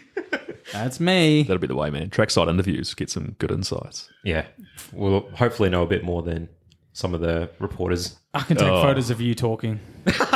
Commentators are always like commentators. Hats off to them, man. Yeah, But yeah. they've They got did a a hard good job. job, They did a good job at Festival of Speed. but it's hard when you know a lot because they don't often get everything right. And It's for the difficult. masses, bro. It's Yep. just for the people there to have a good time, and they're like, "What's this car? Oh, what's going on?" And that's what it's Exactly, and the fact they can keep conversation rolling. for. Yeah, Yeah. is they an can art dribble form. shit. Yeah, Dribble shit. that's pretty much it. Like every time the drifting's on and they're talking, I'm just like, "Oh, shut the fuck up." I just want to hear the cars, man. Yeah. yeah, Not even that. They're just like saying stupid shit. Like Viesma will be shredding it, but they'll just be sucking Mad Mike's dick, and you're like, "Oh, for fuck's sake!" Like, hype up the local boy. You know, everyone knows who Mad Mike is, bro. Yeah. Like, hype up fucking Mitch Lana, Luke Viesma. Like, they're killing it. Yep. Mad Mike's barely drifting his fucking car. Like, yeah. So if we look at the number of people and how all these people that come out of the woodwork, if you start doing some maths, so there's 2.5 million people in the Perth area, roundabouts. I think that's somewhat accurate. Let's say 2% of people have the money and the passion to try and do something about it. That's 50,000 cars. Yeah. That's where that all comes from. They're all hidden away in people's garages. They come out a couple times a year. They come out in their little wee niches and their little wee events that you never see them at. But there's so much hidden stuff. And it's all good shit because Perth's a wealthy place. There's a lot of people making good money here, and they like to plough it into their passions. But when you still think 2%, 50,000, it's still fucking nothing compared to like these places in America, man. Oh yeah, Like, yep. Like those drag events where there's like $500,000 pro mods. yeah, there's legit. They've got 4 lanes of top fuelers, and they're all banked up, and there's like 150, 200 car like top fuelers, and you're just like, what the fuck? It's like a 4-day event of just top fuelers, and you come to Perth, and it's like you've got 2 top fuelers. Yep. And that's impressive by itself. Just Yeah. even having one. Because of them. who the hell would want to come to Perth to watch, like, to race top fuelers? So, But it's cool. I love that these people put their money where their mouth is and get into it. It makes a pretty cool spectacle for the rest of us. yeah. Yeah, and it's only going to help WA grow. Like, I mean, the Festival of Speed this year seemed to be almost like the equivalent of World Time Attack. in a Yeah, lot of they ways. said 24,000 people came through the gates. Holy That's nuts. shit. Yeah, that is. That's probably not that far off World Time Attack, which 24,000. I think World Time Attack, I read one of their media release things. They averaged 30 to 35,000 over the weekend. And that's been going for yonks Yep. compared to this. Yep. And They it's in did a Sydney. really good job of advertising, though. It was They fucking, did. Yeah. It went everywhere. Yeah, because we were saying in the previous episode, we hadn't even heard of it until the start of this year, maybe Yeah. when it started advertising. Holy shit, 24,000, they reckon. Yep. At $30 a ticket, Yeah. $720,000 just for getting in the door. But you look at what they would have spent on Extreme, Mad Mike, everyone coming in. That's They a would have had big to, dollar yeah, event. man. I hope they made money because I want that to keep continuing. I think they would have. They surely. And I have a feeling it's the same people who run the Joondalup Festival of Motoring, Yeah, right. which is another cool event. So if they can keep that going, that's great for Perth. Man, surely. Like, you reckon what they paid $250,000 to get Mad Mike over here? Yeah. Oh, not that much. But yeah, you know what I mean. it's still like, a lot, you know? I mean, Everything all adds the up. people, like, they would have to pay a fuckload, to be fair. Oh, yeah. And like just stuff like traffic management. Right, That's even- probably 10, 20 grand for the Yeah, weekend. well, I was going to say insurance. Yep. That'd be massive. You know what I mean? Track hire fees for the 3 days I think they had it hired out for. I don't think it's that. I think that's probably like 10, 15K. Yeah. Sports car club likes to jack up the money when events get I was going to say, like, successful. toilet hire. Yep. Security personnel. Yeah, security. Like, it's all the shit you don't think about. I was just glad they had fucking portaloos like in Everywhere. decent locations. Yeah. But they had portaloos like right next to the main toilets, and I was like, good on you. Yeah. Because have you ever been in those main toilets? They're not much fun. Fucking disgusting, eh? Yeah, track toilets, bro. It's not where it's at. No. Any track. It's just fucking terrible. But I mean, like, obviously food vendors have to pay as well to be there. So I'm hoping they made money because, like I was saying to Trev on the last episode, it reminded me of what Power Cruise used to be like 12 years ago, but way more organized. Yep. So, yeah, I think it also costs extra to showcase your car too. $10 on top. $10 on top. Yeah, okay. And there was a lot of cars just parked all around that hill. Yeah, there was heaps. Heaps, man. Like, Yeah, it was sick. If you're a sports car club member, you did get in for free, so that probably cut a few people out. Yeah. Not that many. Let's call it a couple thousand at the absolute most. yeah. I should have fucking brought my membership. I didn't realise. Yeah, you had to Mine was- claim a ticket beforehand. It was Oh, sort really? of- Because my membership was in my car. Yep. I've got the lanyard that's like 2 years expired. But I still get fucking messages and emails saying, yeah, your thing's about to run out. I was like, it ran out 2 years ago. I'm like, fucking leave me alone. I don't have my car They're anymore. just trying to shame you into getting your car running again. I know. Because I was paying $450 for a membership for the year. Yep. Because I was like, yeah, you need that one to hire the track.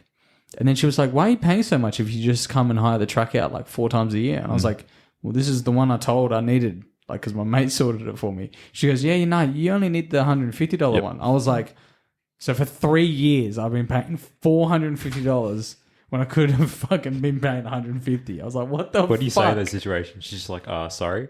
It wasn't her. It was my mate that was like, this is the one you need, bro. I was like, you're a dick, bro. Yeah, man. Your car, our track. That's the one you need. Yeah. It's like $170 these days. You get Now a free it is, yeah. you get a free tuning day, and that's $100 by itself. And if you hire the track private hire, I think it's like $50 discount. So it pays for itself. It's still $180. Yeah. It's still $180 an hour. And you still need fire and medical. Yes. You need a fire watch and a medical watch. Yeah. Which you can just hire one person, and that's $50 per person per hour on top. But you get uninterrupted track time, and that's the best thing ever. It's fucking unreal. Yep. Like, I don't know what it's like in the drift world, but in the track world, there's constant roadblocks, especially in the street car classes. Yeah. I'm glad I run with the logbook cars now. Yeah. Don't tell anyone my car's not logbooked. I just tell them it is, but it looks like a race car, so I get away with it. But even in that, there's people getting in your way, not using the mirrors, and these are experienced racers. Street cars is even next level. I've almost been in a lot of serious accidents where I've thought they're doing something, like they've pulled out of the way to let me go past, but they'll just turn straight back in. Oh, wow. Oh, fuck. Like the drift pack nights, it's a lot of yellow flags and sometimes red flags, and then there's half an hour and you're like, oh, for fuck's sakes. Yep. So yeah, like 2 hours uninterrupted. The only time you're getting interrupted is when you fucked up or you need to change tires. Like, it's... Especially if you want to get into that flow. I think you need uninterrupted track time. Yeah, it's like next level. It's so good, man. Yep. Agreed. Yeah. But it comes at a cost. Everything Comes does. at a cost, but... Your soul. Yeah. Your soul. It'll just eat you away. Cars are pain. Yeah. Like the come try days, or like you're saying, the tune days. Yeah, it's like $100 and something bucks, and you get 4 hours. Technically, they say it's 4 hours. Like, that's fucking really good value. Yeah. Or you could pay $600 and get half the time, 2 hours. Yep. All to yourself. So really, you get a lot more time. You do. It's 2 actual hours. 2 full hours instead of like 10 minutes here, 10 minutes there. You probably only get 45 to an hour max if you're lucky. These latest tuning days have actually gone pretty well, especially in the logbook classes, not many cars. So I think I got 5 15-minute sessions in for the day. And that's heaps. So that's like 50-odd laps. Yeah, And that's a lot for that sort of day. Compared to Collie, I went down and did a tuning day there. I think I had an hour and 45 of track time just to myself. Ooh. That was in the Mazda 2. Yeah. And that was, the reason I bought that car is just to go do bulk laps. But Collie does it right. Like if you get to one of their days where they're not that busy, you'll just go through like 100 litres of fuel. Are you just like going lapping around and around and around until you're like, all right, I need to cool down the car? Or are you just doing like a cool down lap, a couple hot laps, a cool down lap, a couple hot laps until you're like, I need fuel? In the Honda, it's more restricted. So like probably 5-8 laps at the most at the moment, because it really wears on the car, and the tyres are expensive, the brakes are expensive, everything. Yeah. But with the Mazda, it's built to just thrash. So they run sessions, like 10-minute sessions, even at Collie. Yeah. But a friend and I share that car, so we bought half each. We bought a crash Mazda 2 and chucked coilovers and tyres on it, and that's it. Yeah. Between us, we got like 2.5, 3 hours of track time. We're just back-to-back sessions the whole day. It was so much fun. Yeah, because like the drift prac nights, they don't really do sessions, because either way, you're going to have to come off pretty quickly because you're going to have no tyres. Yep. The Nishi D, they do like 15, 20-minute sessions. They got like Group A all the way to like whatever it is, because it's the infield, so you could sort of make your tyres last. So you could get through like halfway through the 10 or 15-minute session, change your tyres, go back out there, and you still got the rest of the session or the 10-minute session, whatever. But yeah, like the big track, the Saturday night prac, because it's main track, you just fucking shoot. Like I get 2 laps for my one set of tyre. Like that's all I get. So you just sort of keeps on top of it, where you don't have to police people to be like, your session's over. And everyone breaks after like an hour anyway. So you stay to the end, you generally get heaps of time. Yeah. That Mazda 2 sounds like a fucking riot of a car. It's the best like $3,000 I've ever spent. So cheap. It's great. Needs some work. Like we're trying to dial some understeer out of it. But what I wanted, because we're talking before about going down the rabbit hole, right? I've done that. I've got a full-on race car. So it runs on the 85. So I've got to drop $100 in fuel, or $100 to $200 in fuel every event. I run tyres that are $600 each. And it's pretty good on tyres. Like I'll probably do 2 sets of fronts for a season and 1 set of rears for a season, but that's like $2.5-3 grand. Yeah. Brake pads, rotors, just the wear and tear. The 4 hours of maintenance and checks I do on the car, like after every day, let alone any repairs or changes. It's just a lot, and you don't drive it that much. Like at the most, sort of on a competition event, you get maybe 20 laps on a day, and let's call it 40 laps on a testing day. I really missed just going to the track and just sending it for as long as I could and doing all the laps in the world. And so a friend and I thought the same way. We're like, this looks great. There's something lightweight front wheel drive. They actually race these things in the States. It's called B-Spec. So it's the Honda Jazz, Mazda 2, the non-S version of the Mini Cooper, Kia Rio. Sort of like the Nugget festivals, what they have over East. 100%. So there's great setup data online. There's an aftermarket support for them. It just made sense. So just chucked a set of cheap BCs in it, Hankook RS4 tyres, set of brake pads, the seat off my simulator, my passenger harness out of the DC2, and just went for it. It's so much Bits fun. of car. And that's why I recommend, like you're saying, when you asked me earlier about what to start out in, as slow as they are, that's it. Like you just get so much driver skill from having to thrash on that thing. Yeah. They never die. If you're going to blow an engine, they're $500 from the wreckers. Yeah. It doesn't matter. You just send it. It's great fun. And it's not that slow. Like Collie-wise, our first time there, we're both doing sort of mid-129s, which is slow, but there's a lot of people in road cars, GR Yaris's, 86s, whatever, that are going slower than that. So, and we'd probably be mid-pack in the Hyundai Excel race class sort of thing, which is... Yeah, that's because those cars are slow. Yeah. Fucking fine. But a lot of drivers are slow. Yeah. And so it's not quick driver in a slow car is quite fun. Have you thought about doing the beers event, the endurance one? I have. We almost got to... One of my friends was building a DC2 Integra. Yep.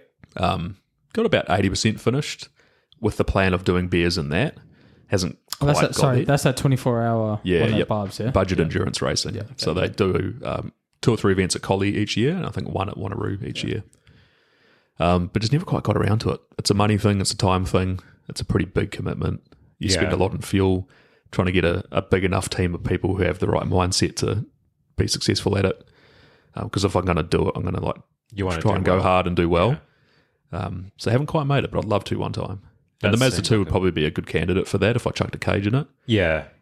But yeah, people are getting quick these days. They've got good recipes for their little endurance cars. Yeah, there's some pretty fucking weirdly good cars in that thing. Because I know there's a couple of, what do you call them?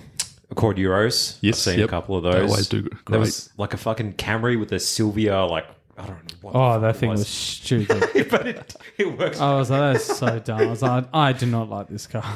The fucking plates were like 6 pest or something. There's a Honda CRV racing at the one this weekend. Oh, nice. Yeah, they come with K24s. Oh, They fuck. swap the wheels down. And they're actually a Honda Integra chassis underneath it, but they're just all-wheel drive and sort of lifted up. Huh. Fun fact, CRVs are actually kind of sporty. There you go. Fuck. There you go. In 5 years, I plan to have a turbo all-wheel drive CRV at Rally Sprints. Well, in 5 years, we'll get you back on, and if you don't have it, I'm going to bully you. I've always liked fucking the, like, I think second-gen Honda Odyssey for some reason. Yep. I was like, that'd be sick. And there's Is that the one where they put all the fucking headlights on the Sylvias? Yep. Yeah. Odd veer? Yep. Yeah. There's a fucking drift one over east with a 2J swap. Yeah, low standards J. That's a cool one. I'm just like, what the fuck? But hey. Yeah, say Honda 10 times, bro. Gay. Nah. It's like scooters, man. Everyone hates on them till they try them, and then it's the most fun thing they've ever done in the world. Yeah, I don't trust myself on 2 wheels, man.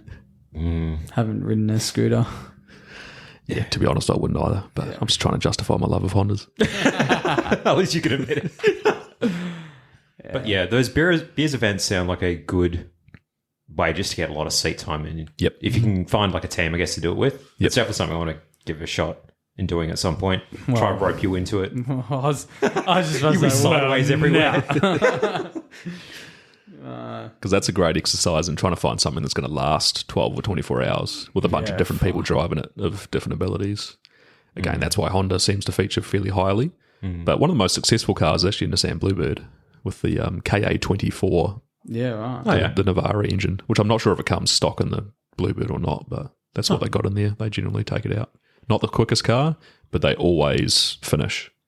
Reliability-wise, it must be really good then. Yeah. Endurance race, so You just got to make it to the end.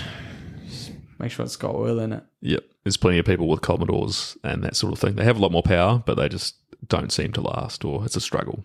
I'm trying to think what else would be decent in that sort of class. A few people try GC WRXs.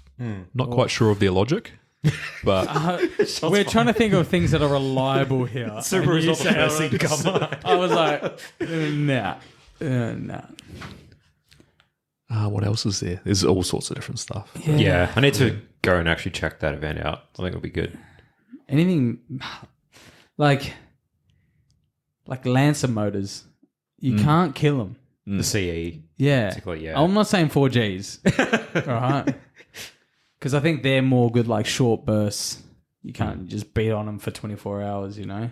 The NA 4Gs, like the 4G93, Yes. they seem to go all right. Yeah. And there's they're cheap as fuck. Oh, yeah, man. There's a Mirage there, like a hatchback CE style, and that's got a V6 out of an FTO, I think. Yeah, okay, yeah. yeah. That goes pretty well. Turbo? The twin turbo or just the... Just the NA standard? one. Yeah. They do pretty good. Some dude's got a Mitsubishi 380 there. I don't know why he wanted to punish himself with that, but They're shit as cars. oh, terrible. Bro, there was one at fucking Tarmac West.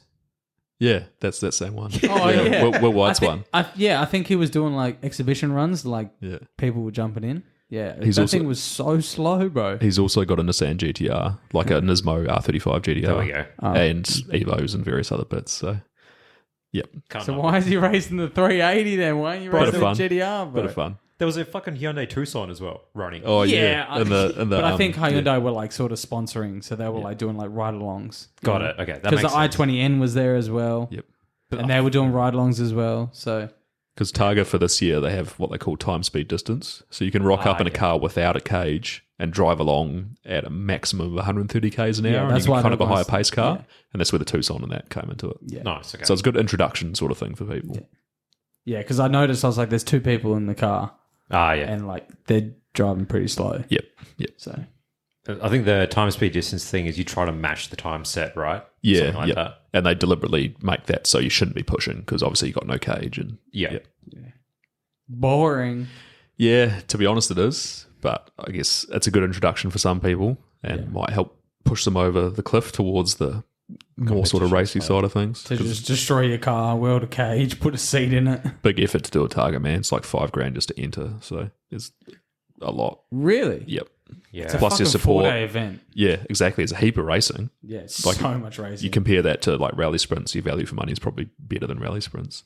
but yeah, I mean, like full betting on cage, your all the car gear. for 4 days. Yeah, multiple sets of tires, all the fuel. Yeah. Paying, or having friends or family. All the come and different support spots you got to go to because Yep. you don't just go to race. Like you go to the cruise in the morning, then you cruise to the spot. Yep. And then you race, and then you cruise to the city, and then you show your car off, show and shine, and There's a it's lot to it. fucking huge, man. 1 year with my friend's CRX, he entered Targa for the 4 days. I chased him and his family around and helped out with logistics and stuff. It was a big ordeal. Yeah. It was a pretty full on 4 days trying to follow them. Like I was having chats with a few of the media people, and they were like, "Man, I cannot wait for this event to be done." They're like, "It's awesome, but Yep. I'm wrecked." You almost got to be a rally driver yourself, just get between the stages on time. Yeah, Big effort, but cool event. cool. Yeah, so cool. Yeah. Hats off to the people that do it. Yeah. Because it is a commitment, for sure. Yep. I'm so glad I went to the Ellenbrook in the city. Yeah. It's just cool to see, man. I was like, I can't believe it.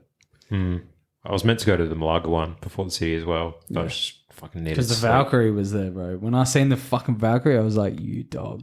I was like, I wanted to get my eyes on one of these things, man.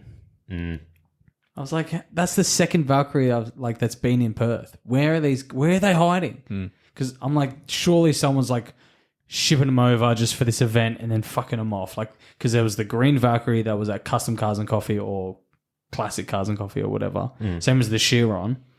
And I was like, who the fuck brings a fucking Valkyrie to this thing? To like a... I was like, what the hell, man? Where are these cars? Where are they? There's some rich people in Perth, man. Yeah, man. I'm like the Lee collection. I follow him on Instagram now. And it's all just like boats with legit like Lee collection on the side. I'm like, you're a fuck. I'm like, I hate you, bro. I hate you, but I can't stop I know. fucking following I'm like, and you just bring like a basic Lambo to these. Well, he can't cars bring in a the- fucking boat, can he? No, but I'm like, at least bring like a Cohen circle. At least bring a fucking helicopter. Like, god damn it. Bring something other than a Lambo, bro. All right, to Cars in the Valley. I was like, you've got that much money, man. Like, bring a Chiron or bring something different. Pagani, come on, bro. I know you got one. I'll DM him for you. Yeah. Let me. Yeah. But tell like, me. Justin said this. Justin Can you said please you've got come that down? much money. Stop being a tight ass. And bring your cool cars out. Just like insta block. Yeah. Put on blast on social media. Just bombed my Our house. fucking podcast just gets destroyed. Good. I'm sick of it. I'm sick of doing it. Nah. He'll tell you to start your own online casino. Then you can put your money where your mouth is and Yeah, do it true. yourself. It's crazy how some people make money, man. But like the fucking well. raffling cars, bro. Yeah. How is that a thing? LMCT Plus, bro. That cunt's a billionaire now. I was looking at it when it first started. I was just like, what the fuck? Yeah. And then people obviously bought into it. Now fucking he's got an energy drink and all this shit. You're just like, He's got a lot more than that, bro. I tried to start doing the maths with that and it wasn't adding up. I think he's obviously done really well out of ticket sales, but I think he's done better at investing that money. yeah. So like strings of childcare centres, all sorts of weird shit. And has just done stupidly well for himself. Yeah. Nice. I mean, if you do the work to, I guess, research and understand where to put your fucking money there, hats off to him. Because isn't part of it like the reason why you get extra money is because you say it's a charity Yeah, and then you yep. donate a very small amount, you keep the rest. That's the only way it's legal, yeah. yeah, is you say it's a charity. Yep. So you really just, it's a fucking scam, really. And some of them pulling some big money for the, Yeah, bro. particular cars. Because there's fucking like so many of them now, man. Everyone's doing them. It's all over fucking Instagram. I'm just like, okay. Yeah, some of them like Copy and limits to paste. like 1,000 tickets, but you're paying like $200, $250 a ticket. Still at $1,000, like 1,000 tickets at $250 each. It's still decent money, man. I swear half of them are probably scams, but Yeah. Yeah. But what are you gonna do? yeah. What are you gonna do? You pay you $250, you don't win. What are you gonna do? Like, this is a scam. It's like, well, you didn't win. How do you bro. prove it? Yep. Yeah. Might as well just buy fucking cheap Hondas and race them. I'd rather not. If that cost $200, I would be the happiest man alive. I know, right? It does not. Yeah, we can dream. Yeah, I'll still buy lotto tickets every now and then. So you got to hold on to the dream. Gotta Yeah. be in it to win it, eh? Yep, that's the one. 100%. Cool. Yeah. All right. We might wrap that up. that is a decent episode. But Yeah, go thanks for on. jumping on, man. Really do appreciate it. No worries. Thanks for having me. Thanks for listening to me ramble on about nerdy shit. It's good to meet you, bro. It's Yeah, good, for good sure. chat. I like when we do get guests that are like into the fucking weeds, man. Like, Yeah, we didn't. I don't think we didn't really go too deep into. Like, Nah, the we data stayed pretty surface, Yeah. which is the We right might- thing. I think we might have to get you on next time again, and we'll actually dive deep into the data and like how you log it, what to look for, how to improve, and yeah, we can shit do like that. that. I think Yep, that'd be 100%. good. You know, You may lose all your listener base, but what at least it'll be a people that at least it'll be a listen anyway. technically good podcast. Someone will put it on before they go to bed and like, Nah. this I- is perfect wind down fucking listening. I do that. High Performance Academy puts me to sleep every time. Yeah. But it's still Well, a that's what I mean. fantastic Like podcast. people enjoy the nitty gritty. Yeah. I enjoy it. Like I was saying to Trev like last episode, I'm so sick of LZ, all these fucking YouTubers that are just like, I've got so much money. There you go, boom, get it done. I like watching Andrew Hawkins. I like watching like the what was that one you just said? High Performance Academy. Yep. They go into the nitty gritty. That's what I want to know. That's what I like. So people do enjoy that. So if you don't and you don't listen, I don't give a fuck. But if you do, awesome. Yep. It's got to have substance. Yes. And there's not much of that on YouTube or anywhere else Not these anymore, days, there which is isn't. a shame. There is Yeah, fair enough. All right, we'll do that next episode or next time we get Ciao. him on. Yes. We'll get him to like fucking analyze a lap and we're like, here's where you fucking Here's shit. my laptop. Sort it out. Yeah, man. It can all be summed up as just drive faster. Just have bigger kahunas. Do better, be better. Yep. Simple as that. End your life and we'll get a better driver in the car and that's all it needs to be. All right. As long as you're beating your PB each time, that's all you need to do. Or you're getting close, all right? Some good and bad days, people. Yeah. Good and bad days. As long as you don't bin your car, generally Yep. it's a good day. Yep. That's probably Yeah, the best measure, that's it. actually. Just get to the track and have fun. Stay on the black stuff, avoid sand where you can. Yes. The black stuff. On that note, The black stuff. cheers for tuning in, peeps. Take care. See yous.